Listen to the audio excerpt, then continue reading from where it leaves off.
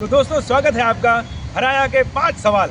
आज इस कार्यक्रम में घूमते घूमते पहुंच गया हूं मुलायम विचार मंच के संस्थापक राष्ट्रीय अध्यक्ष श्री राम नरेश यादव जी की। राम नरेश यादव जी समाजवादी पार्टी में भी हैं। इनकी खासियत है ये कुछ ना कुछ नया करते रहते हैं और उत्सुकता इनके अंदर समाई रहती है और ये नया कुछ करने का हरदम मंसूबा रखते हैं। तो आइए ऐसे एक नवयुवक से जिसके अंदर बहुत सारी बातें हैं, बहुत सारे उसके दिल में हैं, ऐसे राम नरेश यादव से हम आपको मिलवाते हैं। राम नरेश यादव जी बहुत बहुत नमस्कार। आप घूमे घूमे ब्लॉग के सभी श्रोताओं को ढेर सारा प्यार एवं नमस्कार। और मैं इस चैनल के माध्यम से जो जनसेवा की जा रही है उसके लिए तहे दिल से शुक्रिया अदा करता हूं, आभार व्यक्त करता हूं। और आप लोग इस चैनल के माध्यम से वास्तविक चीज़ों का आकलन करें और वैसा इस चैनल का उद्देश्य है और मैं इसके लिए बहुत बहुत साधुवाद देता हूँ। Thank you. अच्छा राम नरेश जी, आप हिंदू हैं, सनातनी हिंदू हैं, ठीक है? तो आप हिंदू हैं, सनातनी हैं, आप महाकुंभ नहाने गए थे? नहीं सर, मैं महाकुंभ। हाँ, आप क्यों जाएंगे? क्योंकि आपके पार्टी के लोग तो उसका विरोध कर रहे हैं। आखिर क्यों ऐसा? सर इसमें मैं आपको बताना चाहूँगा कि उस महाकुंभ में हमारे नेताजी की प्रतिमा लगी हुई थी और हमारे राष्ट्रीय अध्यक्ष माननीय अखिलेश यादव खुद स्नान करने गए। और इसके पहले आपको बता दूं कि 2013 में महाकुंभ का आयोजन सफलतापूर्वक हमारे राष्ट्रीय अध्यक्ष जी ने करवाया। और उस आयोजन जो मेला का आयोजन था उसके प्रभारी जो है आजम खान साहब थे। अच्छा। देखो समाजवादी ही हम क्यों हैं, अब समझिए कि एक मुस्लिम जो है हिंदू मेला का प्रभारी है और वो जाके साधु संतों से पूछताछ करता है कोई कमी रह गई है तो बताइए। और एक शिकायत आती है और वो अपनी टोपी उनके चरणों में रखता है। और रेलवे की गलती से हुई हादसा को हमारे नेता मुख्यमंत्री वो स्वीकार करते हैं, वो अपनी जिम्मेदारी लेते हैं। आज तो कितनी लाशें गिर गई, कहाँ गिर गए?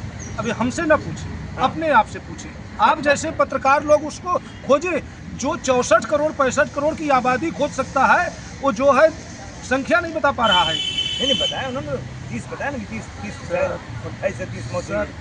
अब 30 बताया, किनकी बताया? बिना पोस्टमार्टम किए जो है डेथ बॉडी दी गई कि कंपनसेशन न देना पड़े।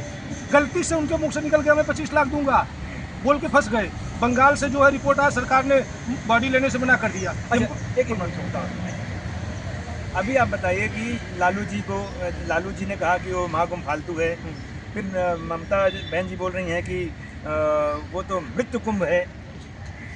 आप क्या कहते हैं? सर महाकुंभ धार्मिक आस्था का विषय वस्तु है, उसे राजनीति से जोड़ के न देखें। जब राजनीति से देखेंगे जोड़ के तो उसका हर पार्टी अपने अपने तरीके से अपना अपना मतलब निकालेगी।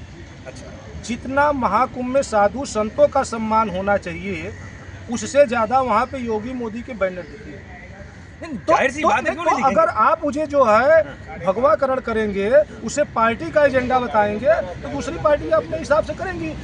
इसीलिए तो ममता बनर्जी ने कहा कि उनके यहाँ के 2 लोगों की डेथ बॉडी गई और उसका पोस्टमार्टम रिपोर्ट नहीं था। तो उनका कहना गलत कहाँ पे है? ठीक है, वो तो सुनिए, मैं आपसे एक जानना चाहता हूँ, बस थोड़े से एक लाइन में बोलिएगा कि वहाँ जो वो हादसा हुआ, कितना 66 करोड़ आए वहाँ पे, उसमें एक छोटा सा हादसा हुआ। चलिए वो हादसे का कारण क्या है बताइए सर, क्या लगाते हैं, क्या कयास लगाते हैं? उसका एक ही कारण है। सबसे पहले तो ये आंकड़ा दुरुस्त कर लिया जाए। 66 करोड़ हमारे देश की आबादी 140 करोड़ है। हाँ, आपकी फैमिली में कितने मेंबर हैं? नहीं, मेरी फैमिली से क्या, मैं व्यक्तिगत बात नहीं कर रहा हूँ। एटलीस्ट 5 लोग होंगे। नहीं सर, हम 2 हमारे 2। ठीक है, हम 2 हमारे 2। तो इस तरह से आप अपने आसपास में ढूंढिए। जो हमारे यहाँ 140 करोड़ की आबादी है, जिसमें से 50 से 60 करोड़ ऐसे हैं जो 20 से लेकर 40 साल वाले हैं।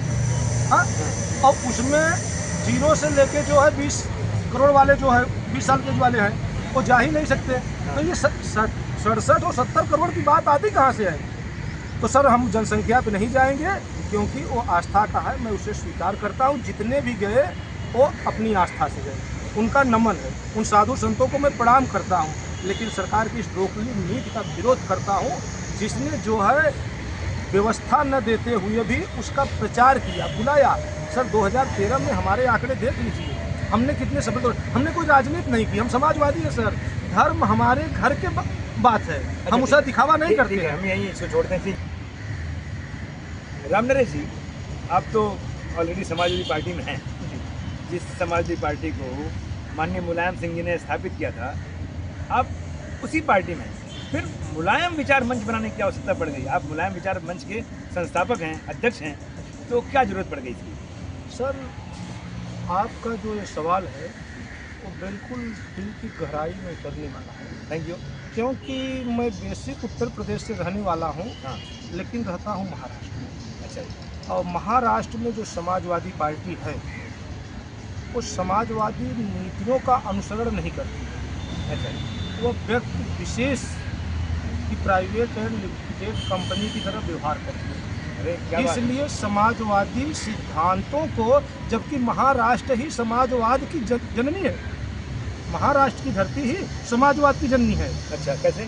सर, जॉर्ज फर्नांडिस साहब हाँ, यहाँ से, और मधु साहब, हाँ, तो यानी कि यहीं से उत्पत्ति हुई। और आज समाजवादी पार्टी यहाँ कमजोर है, इसलिए कि यहाँ पे व्यक्ति विशेष का पहरा है, समाजवादी नीतियों का लेना देना नहीं है। उस समाजवादी नीतियों को प्रफुल्लित करने के लिए मैं मुंबई महाराष्ट्र में मुलायम विचार मंच, नेताजी के न रहने पे अच्छा। वो मुझे अनुभूत हुआ, मैं उनके अनुयायी के रूप में सेवा कर रहा हूँ। तो क्या इसके मुलायम विचार मंच अखिलेश जी के निगाह में है? बिल्कुल, जानकारी में है? जी, मैं ताज होटल में राष्ट्रीय अध्यक्ष जी से मिला और समाजवादी पार्टी के राष्ट्रीय अध्यक्ष जी को मुलायम विचार मंच की जो टर्म एंड कंडीशन है, जिससे जो है यहाँ पे पार्टी का उद्धार हो सकता है, समाजवादी सिद्धांत का विकास हो सकता है, उसका मैंने उनको जो है लिखित लेकर दिया और उन्होंने उसे स्वीकार किया। अच्छा, एक बात और है, क्या आपको लगता है कि समाजवादी पार्टी फिर से यूपी में सत्ता में आएगी? और आएगी तो अब आप क्या करेंगे? सर, इसमें नया कुछ क्या करेंगे? सर, इसमें लगता है कि बात ही गलत है, क्योंकि इस समय समाजवादी पार्टी हिंदुस्तान की तीसरी सबसे बड़ी पार्टी है। अच्छा, लोकसभा में। लोकसभा। और अभी हम तो मोदी जी के गुजरात में भी जाके 2 मेयर का चुनाव जीत के आए, हमारा 2 मेयर बहुमत में बन के आया। बधाई। अब हम गुजरात में भी एंट्री, अगर गुजरात वाले हमारे यूपी में आ गए हैं, हाँ। बनारस में, तो हम उनके यहाँ गांधीनगर, सॉरी, गुजरात में जाके जो है वहाँ पे अपने 2 मेयर बना लिए।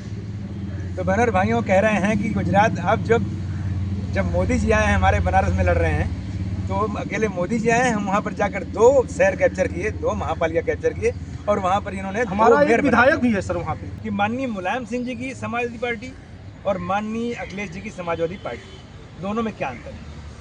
सर, मैं यहाँ पे एकदम स्पष्ट जवाब दूंगा आपको हाँ, कि जो अखिलेश जी की समाजवादी पार्टी है वो मुलायम सिंह की ही समाजवादी पार्टी है। हाँ, कुछ परिस्थितियाँ ऐसी निर्माण हुई, हाँ, क्योंकि नेताजी दूरगामी सोच के व्यक्ति थे। हाँ, आपने देखा होगा हाँ, कि उस कांग्रेस पार्टी को उन्होंने समर्थन किया परमाणु करार पे, जो कि वामपंथी ने उनका सरकार गिराना चाहा। हाँ, तो उसी तरह से कुछ राजनीतिक चीज़ें भी होती हैं। नेताजी को ये बात समझ में आ गई थी कि फ्यूचर जो है हाँ, अब अखिलेश का है। अच्छा, तो लेकिन आपने ये भी सुना होगा कि नेताजी कभी अपने लोगों को दगा नहीं देते थे। हाँ, हाँ, अगर किसी के ऊपर नज़र गई तो उसको तार देते थे। तो कुछ चीज़ें ऐसी थी कि वो नहीं हो सकती थी, इसलिए कुछ पलों के लिए 2 पार्टी में वो बने। हाँ। तो मैं वही मेरा वही सवाल है कि आखिर नेताजी जब किसी को नहीं तार देते थे, तो उनके जस्ट जूनियर, हाँ। उनके भाई थे शिवपाल जी, जी, तो उनको न बना कर राष्ट्रीय अध्यक्ष हाँ। अखिलेश जी को बना दिए, या मैं ये कहूँ कि अखिलेश जी बगावत कर दिए क्या? हम ये कहेंगे। नहीं, इसमें स्पष्ट बात है, न तो अखिलेश जी बगावत किए, न तो शिवपाल जी बगावत किए। नेताजी का जो एक चरखा दांव बहुत प्रचलित है, हाँ, वो चरखा दांव जो है दूरगामी सोच रखता है। अच्छा, नेताजी की उम्र और शिवपाल चाचा की उम्र में बहुत ज़्यादा अंतर नहीं थी।